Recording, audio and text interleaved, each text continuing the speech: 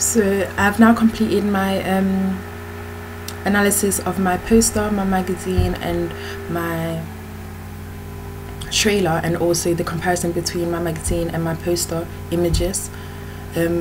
So far I've learned a lot about the way the work is displayed on each of the products and how effective it is, and how I can then use that on my own.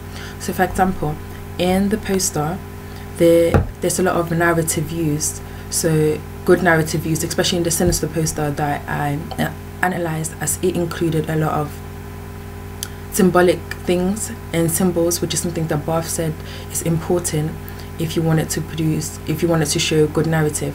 So they included a film tape, they included blood, and in the blood they kind of shaped the real antagonist, which was the demon's Bughuul. It was his face, and then the little girl then walking away on the side where you really can't see her face, so that kind of created that sinister look of the film, which is sinister, and also was good narrative. From that alone, you can kind of make up your own idea of what you think this film is going to be about, and everyone's opinion may be different as their perceptions of the image and how they receive the image and see the image will be different, which is something that is also very good. For the Insidious poster, which the Insidious film is more similar to my own film that I'm thinking of creating, and in the Insidious trailer, in the Insidious poster, sorry, it included the little boy, a close-up shot of him, and then the house behind. But the narrative used in that was the in the guy's eyes, in the little boy's eyes, it said Insidious is. So this kind of suggests that he is insidious, and it's a way of also using symbols of like and ideas to help shape people's perception of the poster, which is some of the ideas I'm gonna think about. So if my film will include any props, I'm going to include that in the poster. And the little boy, which is kind of the idea that I'm going for, with the little boy being the antagonist, is what I'm going to be including in my poster as well. So in the poster, the text also seemed to be very big, which is something I'm going to follow. There also seems to be a tagline, and on supernatural horror films there also tend to be like things such as from the makers of this person, from the maker of these films, and that's something I'm going to be thinking about including to attract more people.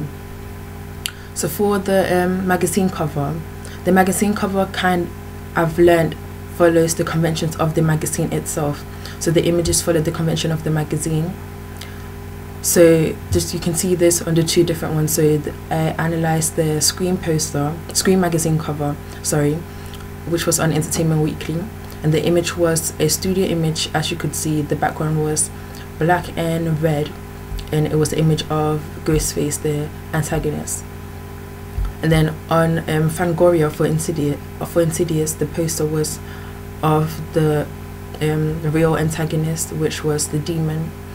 But however, the difference between these two was Fangoria is a niche magazine, so it focuses on horror.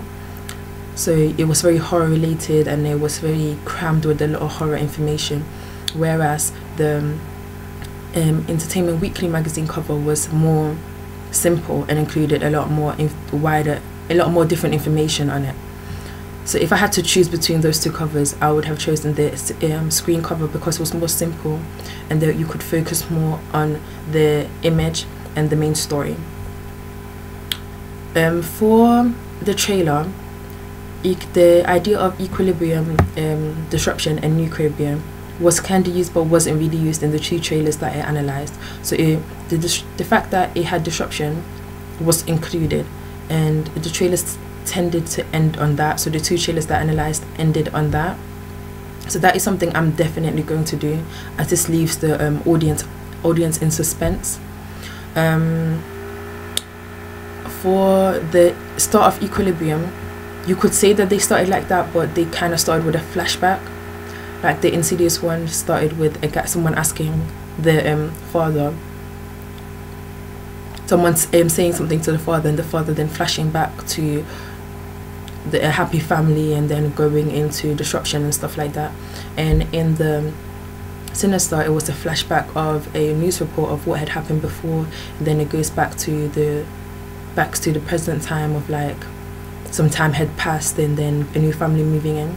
The ideas of a new family moving in and a new house is something that I'm definitely going to follow.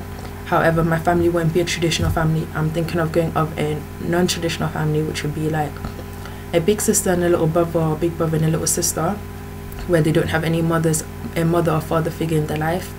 As this kind of relates more to this society, as in today's society there is different types of families. There's not only the traditional nuclear family of a mother, a father and their children. So I'm trying to bring that into the story a lot more as well.